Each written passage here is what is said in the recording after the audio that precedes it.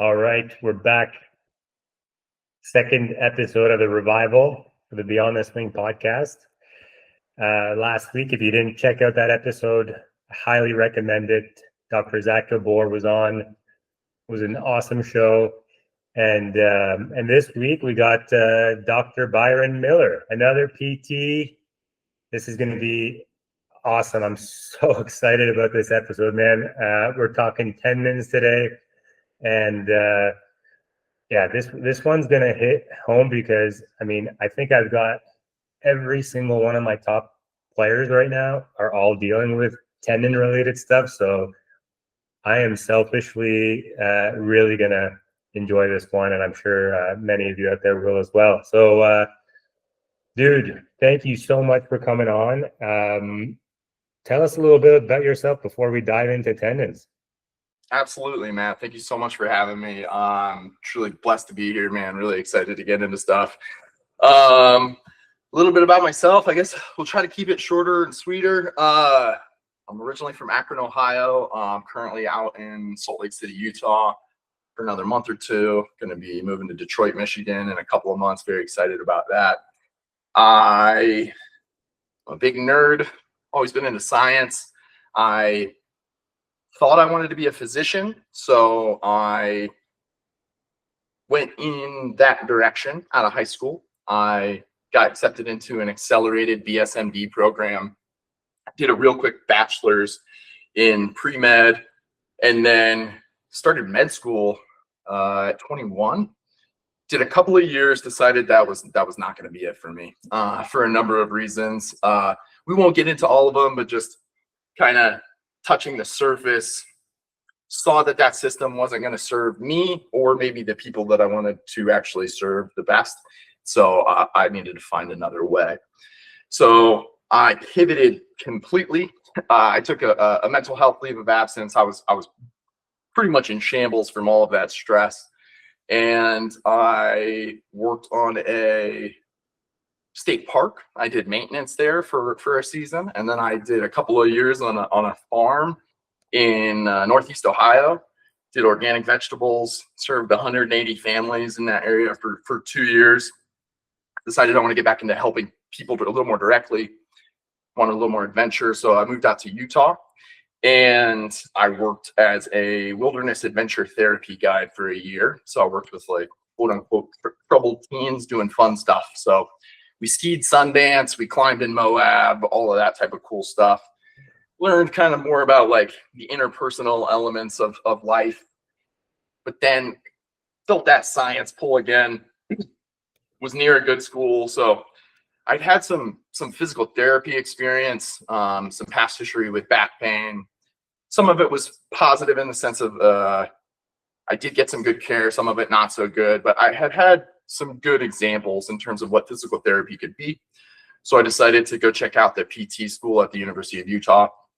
I spoke with the admissions counselor, showed her my transcripts, and on our first visit, she said, "You should apply this year." I was like, all right, cool. All right, sweet. She said, you need one upper level psych course. And she was like, you got to apply this year though, because your stuff is going to expire. So like, cause it had been 10 years or so or whatever. So I said, all right, let me do that then. So I applied, I got in, I got my doctorate from the University of Utah, graduated in 2018.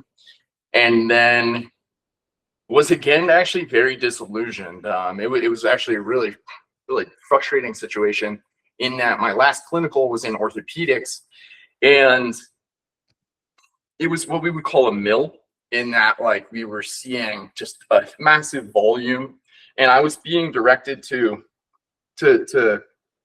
do things that I didn't feel aligned with. So one example that comes to mind was a guy who actually had patellar tendinopathy, and we were being told like I needed to bill for 4 separate units, doing manual therapy, therapeutic activity, neuromuscular, and therapeutic exercise, because that's how we could maximally bill in this case. But I knew he didn't actually need the manual therapy. And then there were also other instances of just my way of looking at things rubbing people the wrong way. So I ended up, instead of going into orthopedics, which I really thought I was going to do, my first job I took was in home health. So I worked with homebound individuals. So folks at the really low level of capacity spectrum, right? They're not able to get out of their homes, and we're going to use rehab in order to change that status, hopefully. So I found that very rewarding because it was cut and dry in a way. It's you're able to use these principles, these fundamental strength and conditioning principles, and apply them to the folks that you're actually going to have the greatest impact on. And so literally you're going from needing a walker to walk and not being able to leave your home safely to navigating the community safely and confidently. It completely changes your life. So in that way, that was really rewarding, but also, again, coming up against the system, you see the really difficult realities of America. You're in people's homes, people who maybe don't have enough and who don't have the support that they need. So you're confronted with a lot of difficult things. So I found that very emotionally challenging. So much so that I almost left PT at the end of that year.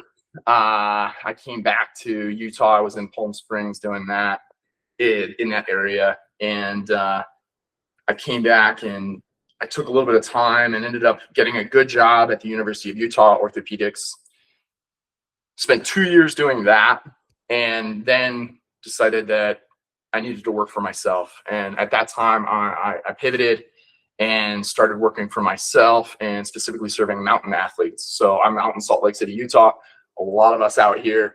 And I had already had a lot of experience helping skiers, mountain bikers, climbers, all those types of folks. So that was my initial business. I did that for a couple of years. It was called Restoked.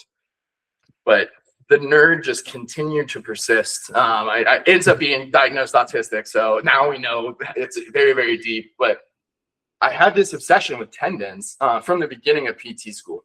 And I think for a number of reasons. One, it's like an interface. It's kind of like where muscle is becoming bone essentially, and where we're going to transmit the force. Like these things were very, very interesting. And then also there was a lot of change in the way we were thinking about things. So there was this, we thought it was inflammation, and then we were understanding this continuum model, which maybe we'll get into a little bit. But that was really interesting to me, that our understandings of a fundamental topic were changing in real time. So I started to think, man, it would be cool to maybe just do tendons. And I saw another guy, his name is Alex Nelson, training with tendinopathy, fantastic follow. And he was just doing tendons. That was his business online. And so I said, I think maybe that's what I wanted to do. So I reached out to him, I spoke with him, and it became clear that's what I was going to do. So I made the full pivot a little over 2 years ago into Tendon RX, and that is my current business now. And that is what I do now. I help people with tendon pain to get back to doing what they love. And recently, even a little further niching down, I have gotten into specifically the rotator cuff tendons and written a rotator cuff protocol. So I'm very, very, very excited about that. That's launching next week, actually. And that is actually kind of basically a download of my brain in as it relates to rotator cuff pain and rotator cuff tendinopathy specifically. And it's something that I've had a lot of success with. I really enjoy treating. And I think it's really misunderstood. So that is the not short answer of who I am. Thanks for listening, Matt. No, that's super interesting. I love to see that arc and that you're committed in this field once again. And I think tendon stuff too, it's so misunderstood. There's a few guys out there. I feel like you and Jake Tura right now are just like killing it on social. Let's dive into tendons a little bit here. Sure. So like, I still get players coming to me and telling me I have tendonitis, but probably most of them are chronic issues. So it's probably not tendonitis. It's probably tendinopathy or some sort of tendon pain. Like, can you tell us like why the shift here in terminology, and what should we call it? What is it? What do we know about, some sort of these tendons that are, bothersome for a lot of athletes and tennis players in particular? Absolutely. Great question. So this is another not short answer, because it's an arc as well, because the tendonitis, and the reason folks are using those terms is because that's where we started, right? That's the origin of how we're referring to tendon pathology. That's not a rupture. It's always been itis, and itis implies inflammation. So appendicitis, inflammation of the appendix, tendonitis, inflammation of the tendon.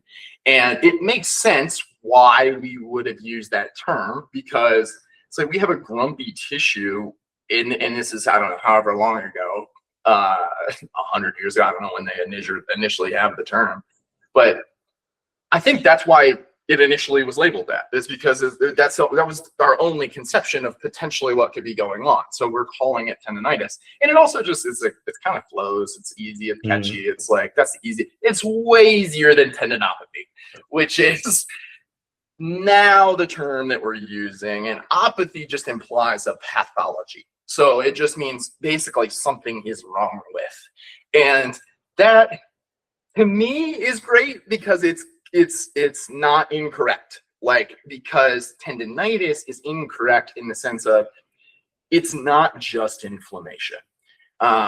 So to kind of take us through that arc, we start at its inflammation, and then in 2007, I believe, it may be 2010, correct, I could be wrong, but we start to do some research, and they do some biopsies, and they see they don't find inflammatory markers in a pathological tendon. And so they're like, okay, no inflammation. And so for a number of years, almost a decade maybe, we run on this continuum model, which comes from the Jill Cook group, which is phenomenal. It was this idea of the donut and the hole, and basically you have a degeneration of some of the tissues. And so it's a degenerative condition versus an inflammatory condition. And that the inflammation, we don't really need to think about inflammation. All we need to do is think about loading the tissue. And honestly, that's kind of the school that I came up in while I was in school, which is just no inflammation, doesn't matter, just load. So that's the switch from tendonitis to tendinopathy. And we were saying no inflammation for 5 to 10 years, honestly. It was forever long of saying inflammation, then 5 to 10 years of saying no inflammation, and then science actually gets better. And this is what's really cool is it's our ability to look at the cellular level, and the inflammatory markers and all of these things is improving. So we're actually able to see now that we were wrong again, that there is some inflammation, but it's not traditional inflammation. It's a little bit of a different process. So to now fully clarify, there is some inflammation going on, but it's a much more complex process. And this complex process we now describe as tendinopathy. And the most recent progression has been this understanding around what's known as, and this is where we're going to go real nerdy, is the extracellular matrix. And this is basically the environment that the tendon cells live in, and that maybe actually is the primary driver of this pathology. Changes in that environment. And those changes might lead to changes in the pressure inside of the tendon, and that might be kind of causing this whole thing. So that's a very big window into kind of this current understanding. What kind of questions do you have? I don't know how to do that. No, that was super. And when you're talking about degeneration, though, and that there's still some of this inflammation, are you talking we're dealing with a chronic issue here, or is it Absolutely. acutely, 100%. The person is just using it over and over, and we're just getting this inflammatory response? It's 100% a chronic issue, and they describe it as a cycle. So once it's established, if it's not appropriately managed, it can lend itself into a vicious cycle. And what happens is, because there's pain, there can be disuse. And then if there's disuse, then I have reduced loading of the positive stuff to the tendon as well. So now I'm reducing the quality of the tissue. Then when I go back to do the exact same activity, I'm actually going to have a greater gap between what I need and what I'm asked for, right? And so then I'm going to get an even greater negative response from the tendon because it's not up to that task. This cycle continues until you're at a place where now you're trying to do basically your warm up, right? And you can barely do the warm up anymore because this without it being annoyed or just feel better. But when you're first going, like you'll start to know you're like, man, I used to be able to do this no problem, and now this is an issue. So it very much is a cyclical thing that ends up being chronic for a number of reasons. Yeah. And that's typically the gap we see, right, with a lot of athletes. The guys at Clinical Athlete, Zach and Quinn, they talk about the drift, which is rehab purgatory. You rest something, it feels a little better, you go back to your activity, but you haven't actually done the key part, which you've mentioned a few times now, is loading. And We've heard it, like I've heard it a ton. I've read about it. Like, talk us through this. Why do tendons like loading? Why is that such a powerful modality? I'm talking about resistance training. 100%. Right? It's a fantastic question, and it's actually it lends itself to a conversation about just like the nature of tendons. So we all take just a quick step back into like high school biology or whatever, the term homeostasis. So like a balance in a biological system, basically, like it's getting everything it needs. It's in an environment that's, appropriate, right? Like that's how we have health in these systems, basically. And we know now about tendons. The only way you can have homeostasis is with load. Literally, if they don't get resistance, it's inflammatory. They produce inflammatory cytokines in the absence of this resistance training. It also doesn't give them the appropriate signal to tell them how to build that matrix that I talked about before, the scaffolding that they live in. So when we do resistance training, what we're actually doing is something known that we're communicating with the cells directly. And this is something known as mechanotransduction. And it's basically that when that muscle contracts, it's going to pull on the tendon, and the tendon cell is going to sense that pull. That sensing of that pull is what's going to drive all the positive change. So that slight strain is what they call it. And I'm going to get the numbers wrong, but I think it's between 4.5 to 6.5%. If we're getting super nerdy when they study it, they want that percentage of strength for health. But when you get that, it's like a positive cascade in the other direction, basically. I'm establishing health. I'm establishing structure. I'm telling it to be this type of tissue versus another type of tissue. So especially when you're dealing with an athlete that is experiencing more of those like shorter contractions and like quick ground contact, like less plyo, all of that stuff, it's super important that they are exposed to this other type of load. Otherwise, the tendon is not able to maintain health, basically. So the other reason why it's so important is because it's a contrasting and complementing load to mostly like what your listeners are doing, which is like the fast stuff, right? Like that's sport. That's usually the fun stuff. That's kryptonite for tendons, especially a healthy tendon. It's fine. For an unhealthy tendon, the fast stuff is absolutely kryptonite. So the resistance and the slow load that we're speaking of, that's why this is so helpful, because it helps to provide it with the things that help to kind of protect it against those other things, if that makes sense. Yeah. All right, man. So you've been talking about isos, isometrics, and a lot of athletes right now, they're using them for short-term pain relief. What's the mechanism here? Why are we seeing that this is actually beneficial, maybe to get the ball rolling in terms of rehab? Is it still enough strain? But I'm more concerned, like this pain relief. Is it worth pursuing? Great question. Great question. So isometrics, I feel like they're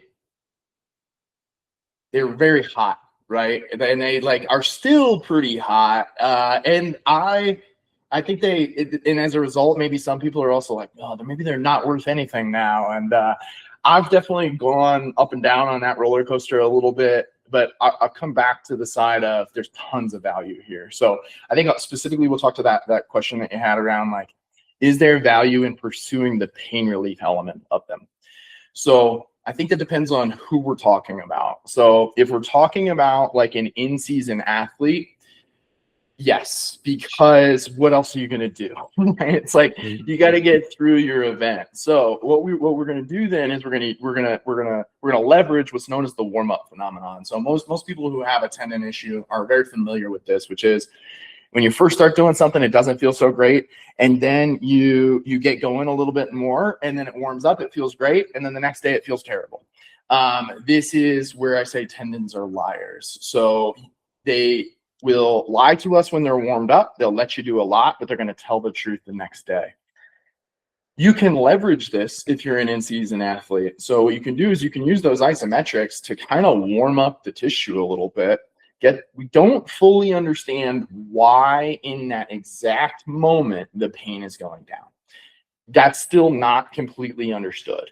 There are maybe some hypotheses right now around like, if the tendon is unhealthy, that matrix that we talked about might be drawing water into the tendon, and that might be increasing the pressure inside of the tendon. And you can imagine if like, it's just like a water balloon or something like that, right? It's like if something's pushing a lot out against that wall and then you put a bunch of nerves and stuff in there, it's probably not going to feel great. So there is a hypothesis currently that maybe what we're doing is pushing out a little bit of that fluid potentially, normalizing that pressure a little bit. And then when you go to actually use the tendon to contract the tendon, whenever you contract the tendon, you're already going to increase the pressure inside of a tendon just by contracting it. So if you already had a baseline pressure increase, when you go to do it the second time, it's going to be that much more pressure. So you're going to have relatively a greater stress to the tendon every single time you contract. So if hypothetically what's happening is we're getting a decrease in pressure prior, maybe what's happening then is like when you go to use it, it's actually less stressful for the tissue. And maybe that's what's happening. So I think in that way, they can be super useful. But if you do that every single time and you do that for a really long time and you're not doing any other rehab, you're actually setting yourself up for a big problem, because you're just masking an issue. You're just covering something up every single time. So I love something like that, maybe before and even potentially after competition for an in-season athlete, or strategically a little bit, but that's got to be complemented by heavy, slow resistance in off season, or maybe if someone can tolerate it while they're playing or whatnot, but you have to be doing those things to actually be getting the remodeling, in my opinion.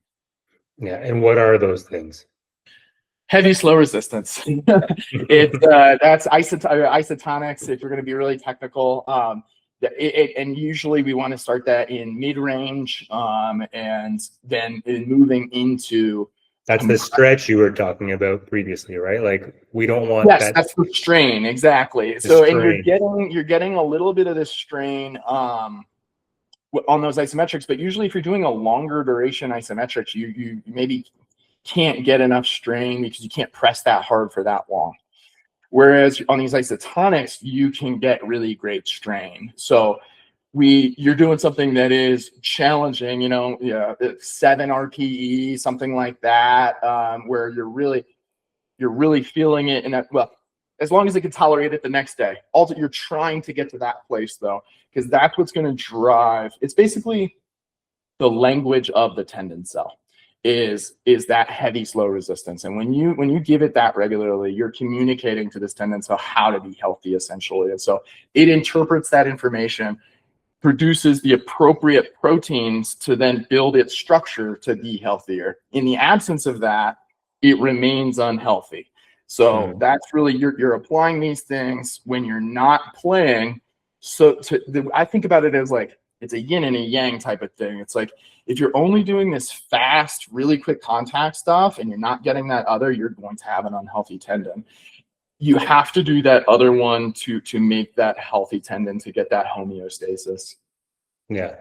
And so let's look at it practically. So a player has rotator cuff tendinopathy, right? And they have a little bit of time off. This doesn't happen very often in tennis, but let's say you've got a couple months. I feel like tennis is almost like running, honestly. It's like, people are like, I'm playing, bro. Like, yeah, I'm playing no matter what. But let's say that this player says, I'll listen to my coach for once and take the necessary time to rehab. Where are you starting? Let's say you've got pain sort of under control. You've done your isos. You're on to isotonics. Where are you starting at? In terms of like what exercise, or? In terms of, like what would a basic protocol be? Like, let's say it's supraspinatus. They have trouble. Exactly. Raising their arm, maybe a little pinch, an internal rotation. Okay. In IR, like, where do you go from there? Absolutely. So and maybe we'll talk a little bit about it, but protocol is, it's coming out next week. And I think what you're describing is kind of exiting phase 1. So my exit criterion for phase 1 is tolerance of 5x30 ISO at 70% force. So, and we're selecting that isometric based off of the most painful direction. So what you described, supraspinatus pain with abduction, that's the classic. That's the OG. That's the textbook. That's 90% of people who have shoulder pain right now who are listening. That's the profile. So literally, they can listen to this. I have another guy who's a close friend now. Actually, I did a podcast like this almost a year ago. He just listened to the podcast, fixed his shoulder, because it's so, I'm dead serious. We talked yesterday. He's like, it's still 100%. Don't give everything away then. You gotta. He's doing muscle ups and weighted dips right now. He's fine. He just listened to the podcast. But this is just to say about how these things are misunderstood, right? Like, it is pretty simple. So abduction, if you have pain in that direction, you just keep moving in that direction. So it's like, we do iso in that direction, then we're going to move into an isotonic in that direction. So I'm literally just doing like a partial lateral raise under tempo in a good range. So we're in maybe 0 to 90 to start 3-1-3-1 tempo, like super, super simple. To tolerance. So you're doing something that is opposite to what many do, and that's avoiding. You're not avoiding it, right? Directly into it. It's the only thing I care about. Literally, we're going to do one exercise, and this, I don't know if we want to go all the way into it, but there's fundamental research that shows that a single exercise is sufficient for a rotator cuff. So that, I don't know. Do you want to go ahead and talk about that a little bit? I would love to talk about that. Let's do it. So this is honestly probably the thing I'm the most passionate about, to be honest with you, because I think that everybody's fucking shoulders up because it's making it too complex, man. It is a complex joint, 100% it is. But it doesn't mean that the solution has to be complex. So in 2013, this is the stuff I get really annoyed about, because I'm like, what did we need 13 years ago? This guy figured this out. A guy named Chris Littlewood with another guy named Peter Maliaris, who's one of the tendon OGs, they get together and they do a study, and it's called the self study. And specifically, Maliaris teamed up to develop the protocol to be used in the self study 13 years ago. And what they did was, Chris Littlewood, he's my favorite writer, my favorite researcher, because he's a very philosophical mind. And in the paper, he's like, no one wants to be at rehab. He's like, everybody hates this. And he's like, the problem is too, he's like, this is tendinopathy. And we know that what tendinopathy needs is consistent loading. The reason it doesn't get consistent loading is because no one wants to do their exercises. Nobody wants to do their exercises because nobody believes in their exercises. Nobody believes in their exercise because nobody explains it to them. And because there's way too many of them for it to feel salient, for it to feel important. Yeah. I'm like, this dude cracked the code, dude. I'm reading this article in COVID. I'm literally, this is a crazy story, but like I've been working for myself, not for myself. I had the ortho job for like 3 weeks. COVID happens. I get sent home to do virtual. I'm 3 weeks into, I like literally had basically not been treating ever. And now I have to treat shoulders virtually. I don't have bands. I don't have anything. So I was like, dude, what the hell? How do I do this? And I was like, oh, let me Google. And thank God for, what was her name? Ann Thackeray, I think. It was like my research professor who taught me how to look up PubMed stuff. And I was like, if it's tendons, you should be able to do this pretty easily. So I looked it up, and single exercise for rotator cuff tendinopathy versus traditional. What they did was they studied these folks. They did a single exercise in the most painful direction. And then they had follow-up PT like maybe like a few times over the course of 3 months versus traditional physical therapy, bunch of exercise, see them a bunch of times. It's like 50 some people in both, I think. At 6 and 12 months, it's a wash. I said, dude, what the hell are we doing here? Like, this is the proof. This is all you need. Yeah. This is all you need. So literally, this is 2020. Because we're in 2026 now. I've been doing it since then. My success rates are, no one will believe them. They're above 90% for sure. And it's because you just have to load the tissue. And so what Chris Littlewood figured out was you just need to simplify this and make it stick in people's brain. And so my philosophy is like, tie it to a current habit. So usually what it is like, wake up, have your coffee. If you're in your early stages, it's like, I'm going to spend 3 weeks doing an isometric with my coffee. I'm going to record my symptoms before and after, make sure they stay in a great place, progress the ISO over time, and then you're going to develop tolerance. I have a guy right now, 16 years of shoulder pain and a failed surgery. We're 3 weeks into this process. His chronic shoulder pain that was 3 out of 10 is a 0. These things they're unbelievably effective. They're unbelievably effective once you kind of understand this. So you got your isometrics, they exit that phase, you're onto isotonics, you're staying in that 60 to 90 degree. For the first one, and then I'm just going to move it up. I won't give everything away here. Or you move it up, but you're progressively loading, right? That's the key here. Progressively loading. You're not just using the same 5-pound little dumbbell. And the thing is, actually, I'll tell you, when you're out here, you only need really 5, because if you stay out here, this lever is insane. So basically, so people that are listening, it's like the full, like a fully straight elbow doing a scaption motion. Just because the weight is so far from your shoulder, you actually get a lot of rotator cuff load just by hanging out in this position. So because I'll have people hang out in maybe 80 to 120 for 8 reps at 8 seconds a piece, you're spending a minute under load every set at a long lever. And then what we're going to do is, after we graduate from this initial phase, so then after we're out of ISOs, I'll jump in real quick. I also think there is a very great entry point for some beginning lifting. And this is where we begin to talk about, like, initially when we move into that next phase of isotonics and lifting, so push, pull, all that stuff, right? It's compression management. So that's what you're doing. If you stay out of compression. Explain what compression is. Great. Really briefly. We talked about tensile load earlier. So muscles contract and then they pull on the tendon. That's what we think of as the traditional stress for a tendon. But there's another stress for a tendon, which is compressive. And compressive is pushing against. So it's like it's smashing it, basically. And that occurs anytime that tendon wraps around the bone that it attaches to. So all tendons are being compressed against the bone. Being compressed against the bone, exactly. Yep, exactly. And so what happens is if you're doing, I think a great example is the biceps tendon. Okay, long head of biceps, right? So tiny ass tendon, right?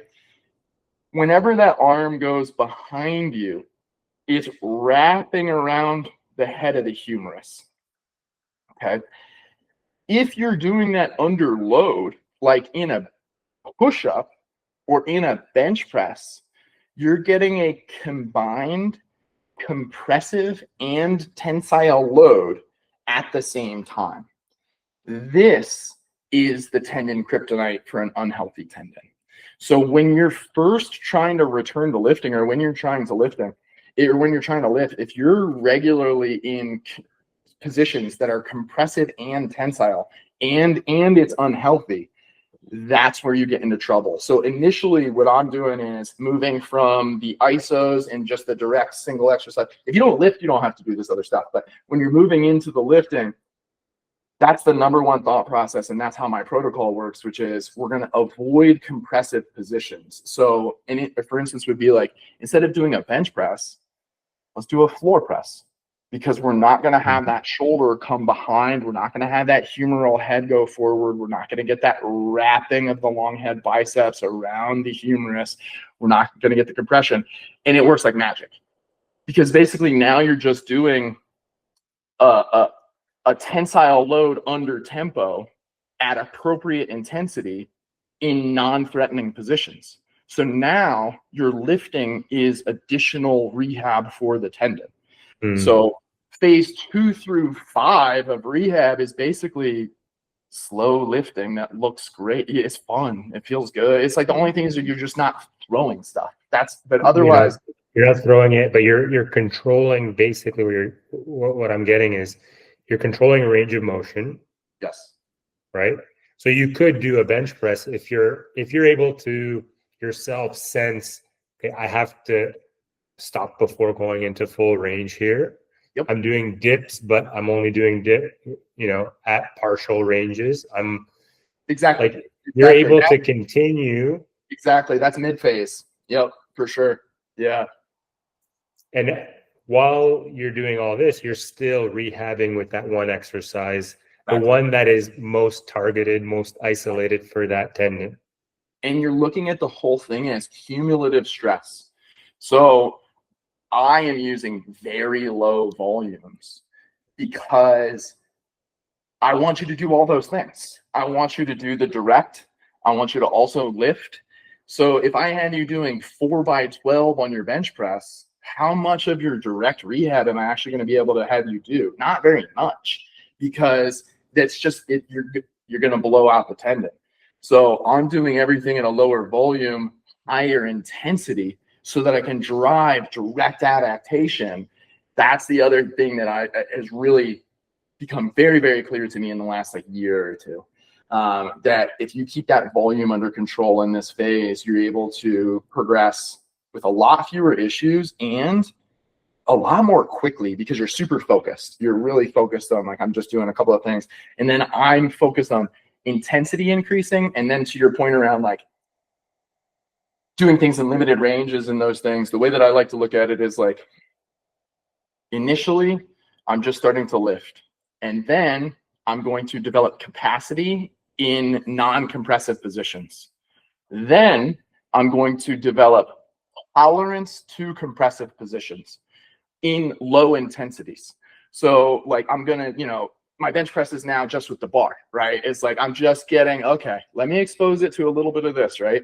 And then I'm going to develop capacity in compressive positions. So I'm doing full range of motion, slow bench, right? And then finally, I'm going to develop rate in compressive positions.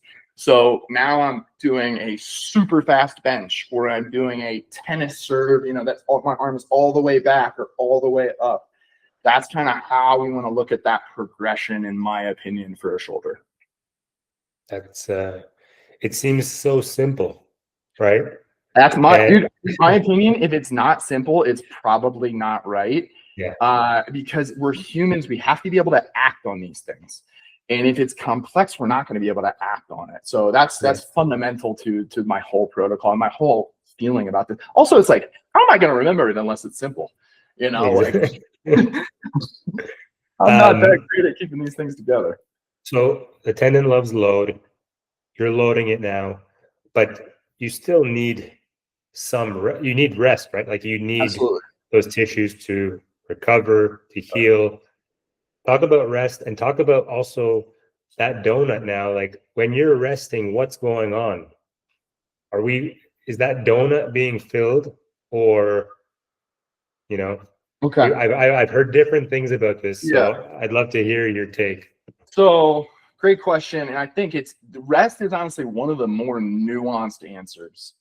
So I'm going to talk about it in a lot of different ways. I think the first one I'll just get out of the way. Like, total rest isn't going to fix it. We'll just say that, right? It's like, that's done. No more conversation. You got to do something about this. You could do something like day one, like you feel it, next day, isometrics. Like that's as much rest as you need. That said, a lot of times when I'm first working with someone, the issue is they're not resting. They're just constantly doing their sport. And it's like, there's literally nothing I can do to overcome. If you're sledgehammering this thing constantly and you're never giving it time off. And when I say sledgehammering, it's usually like, I'm talking about the fast stuff. So it's like, if you're playing your sport constantly and the next day it feels bad,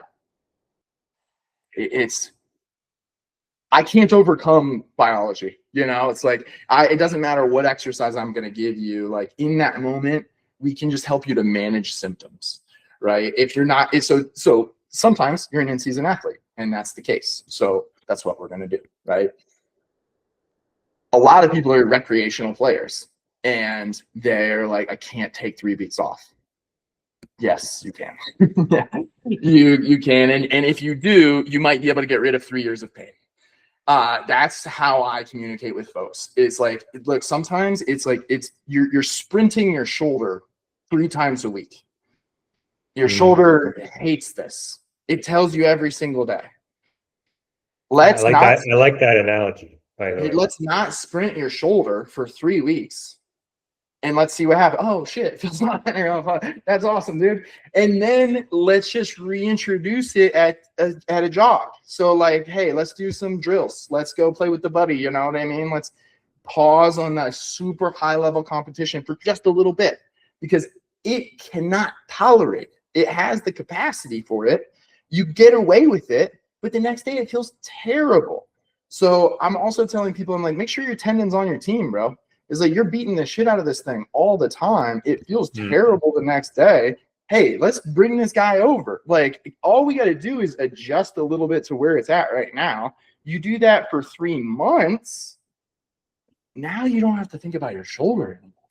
Like, but that's kind of the idea of like that arrest being, it's like, it's not going to fix everything, but if you don't think about your load and resting appropriately, and when it comes to resting appropriately, it's like, usually back-to-back arm sprint days, you know, it's like, on a bad tendon, that's probably not going to go well.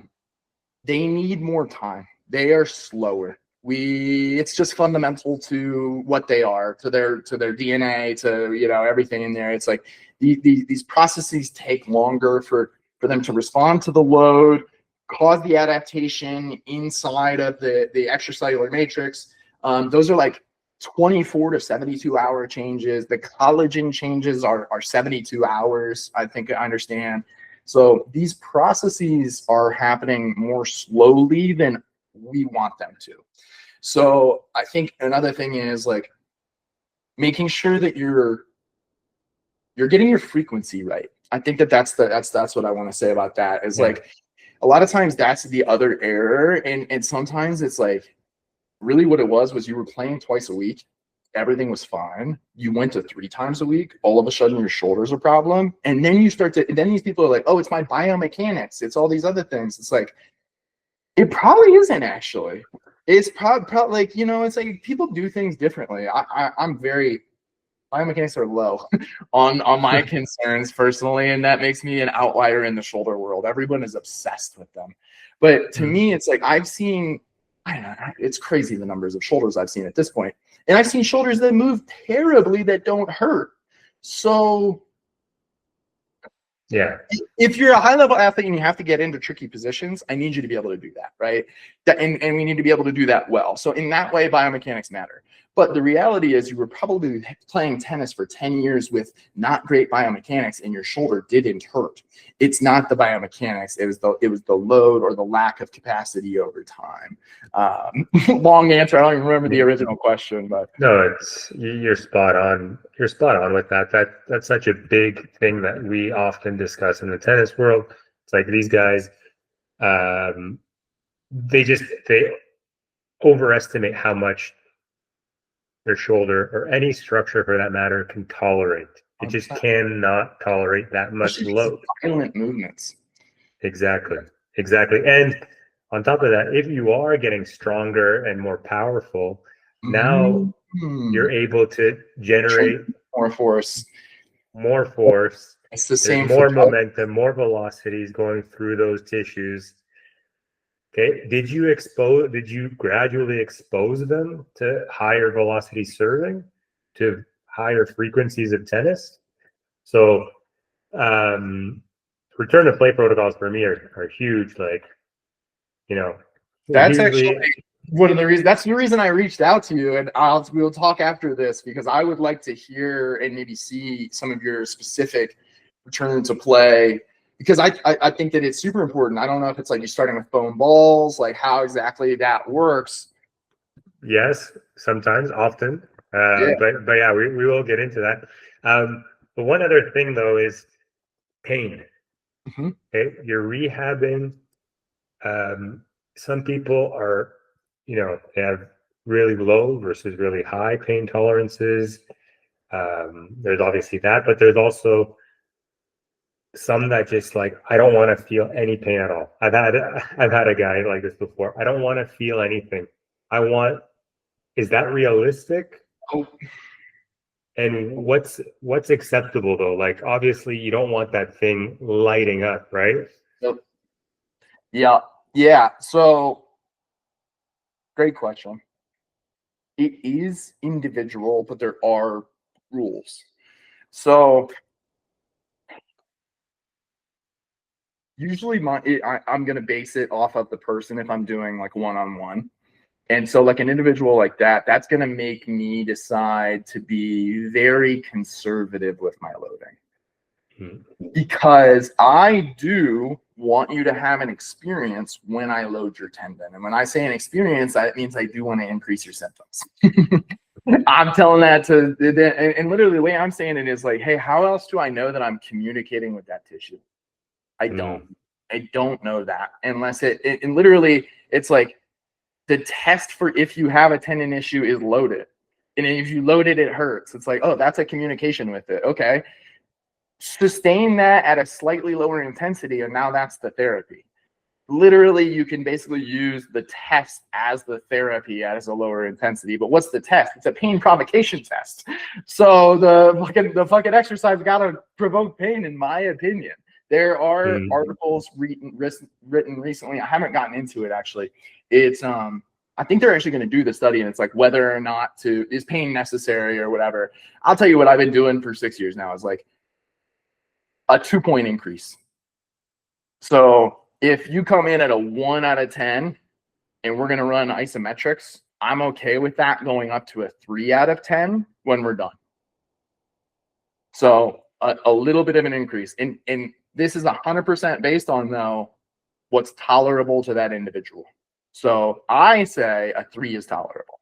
If they tell me that's not tolerable, well, all right, then we might be. It's just going to take longer, honestly. I'm going to have to do lighter loading, and so the progression is going to be a lot more slow. Now, if somebody comes in and they're a 6 out of 10, I might not even do anything.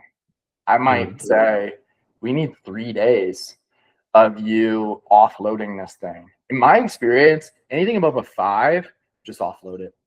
Like, let it get down, because that's a load response. Like, there's one case that I've ever run into of a chronic, and this was, she had trauma, and so the pain response was like not calibrated entirely right, or it was, it was a little bit off. But she came in at an 8 out of 10 for a glute symptom.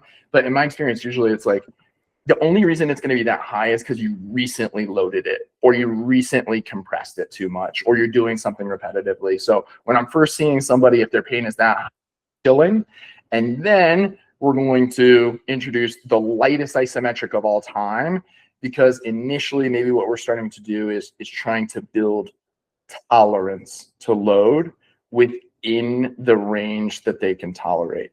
So within the intensity and duration of loading that they can tolerate. So that's often in these initial cases, it's like that might be the first month on a really grumpy one. Like, just if they can't tolerate shit, because I've had experiences, like I think about a guy, he worked on the floor of a factory, and he had a really gnarly bicep tendon, and we did the isos. It's like 4 hours later, he didn't have any issue really when he did it. He was like, this is bullshit, basically.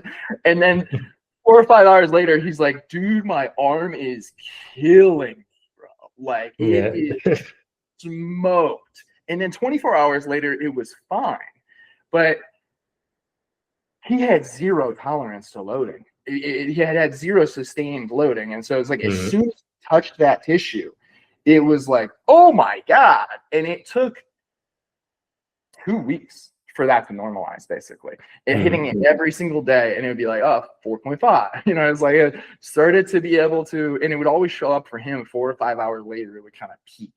And so that is how I'm thinking about pain a little bit, is like, initially, I don't know what my loading is going to be until I see how you're responding. So I'm taking the subjective information of, like, if you're telling me I'm getting away with tons of stuff, then I'm like, all right, let's be aggressive. Like, it's not gonna yell at you tomorrow.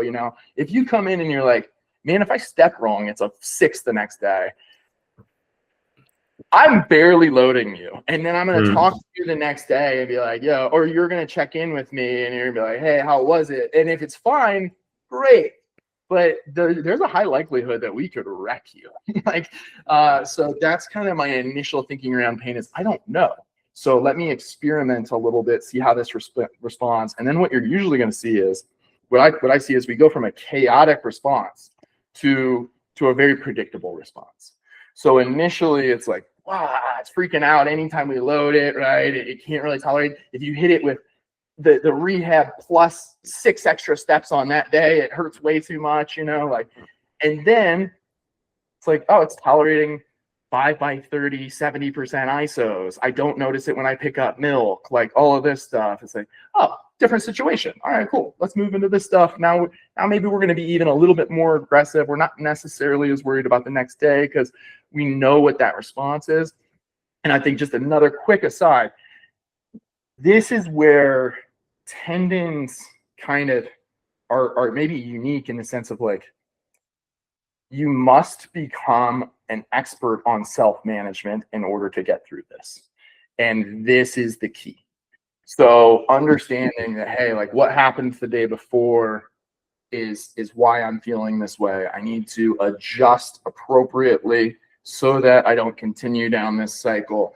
When you get that information down, I describe it as cracking the code. It's like, if you understand that and you have a consistent loading practice, you can't fail, in my opinion. Like, that's if you're resting, if you're managing load, and you have an understanding of how to adapt based off of how it responds, you'll get better. Yeah. That's music to my ears, man. 2 more quick questions. I'm conscious of time. We're great. One is, stretching. Yeah.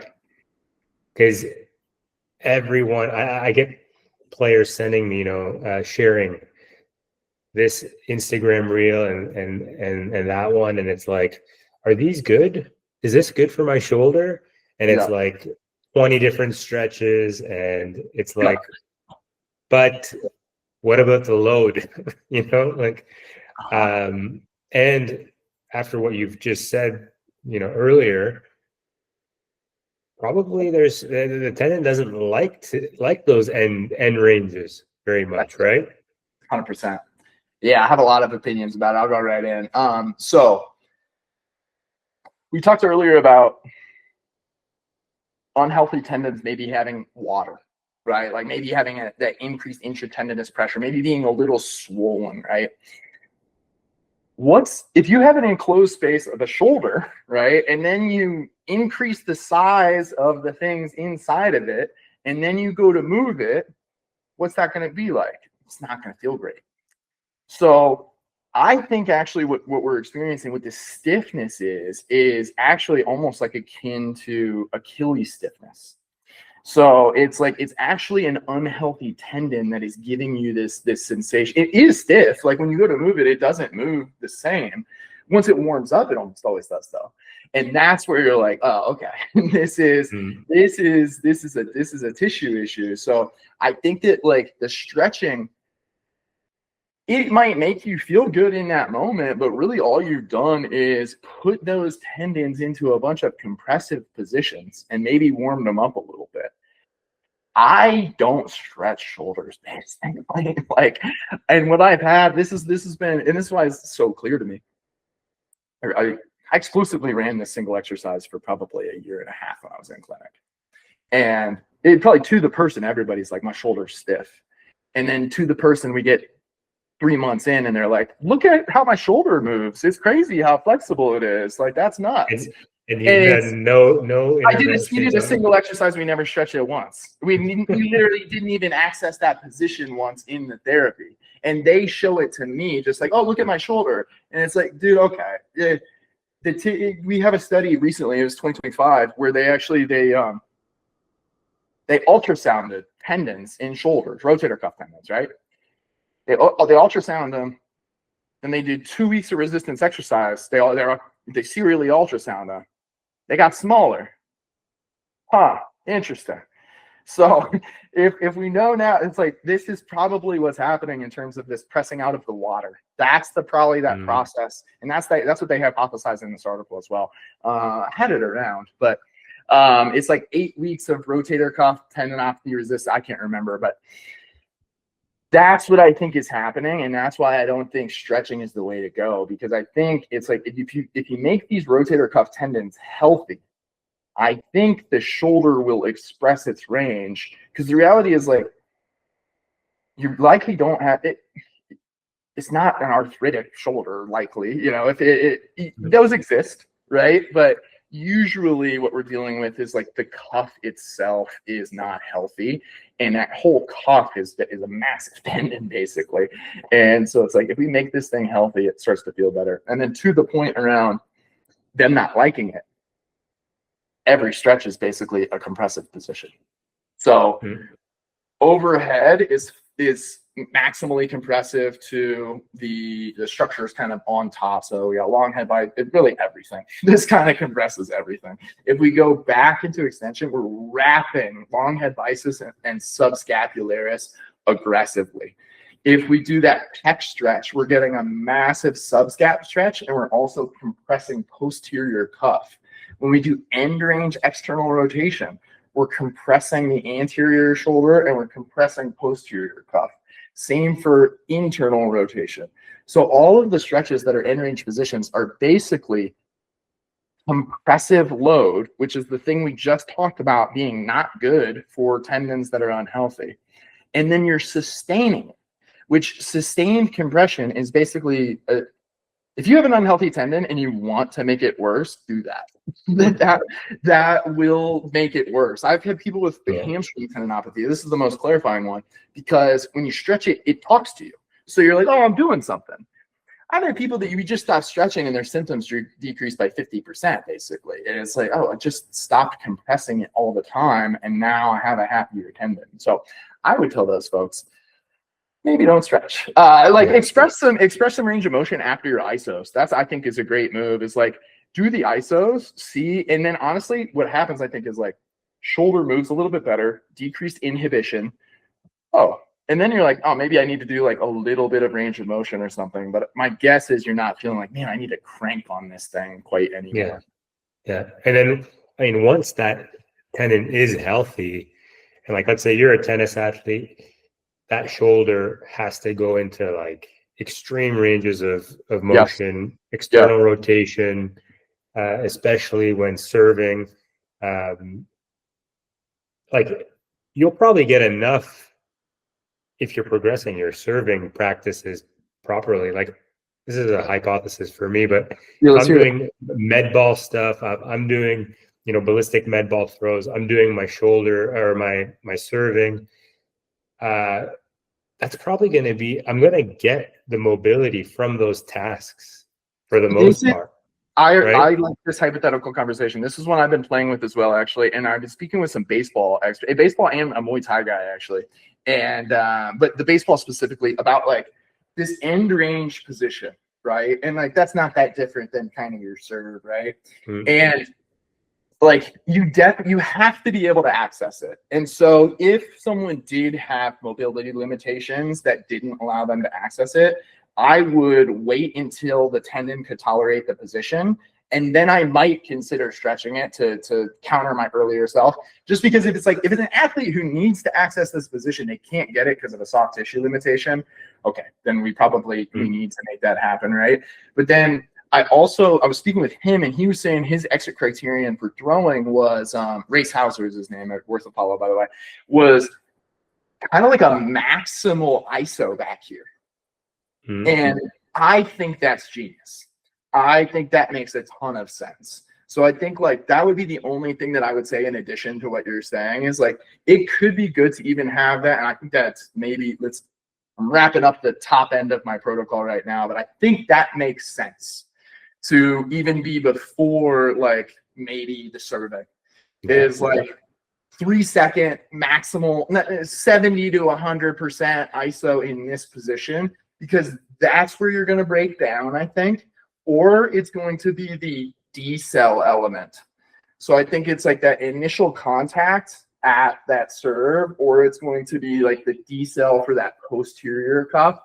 But I think like making sure that you have the abilities for both of those things. But with respect to stretching, I think it's probably individual though too. Like this is why I'm also kind of anti-stretching, because I'm hypermobile, like born that way. There's nothing in your body that you don't want this. with great mobility comes great responsibility. Nothing needs stretched. I need the opposite of that. There are other individuals that are stiff as hell. And so for those folks, it's like, yeah, maybe you do need to like open up some stuff.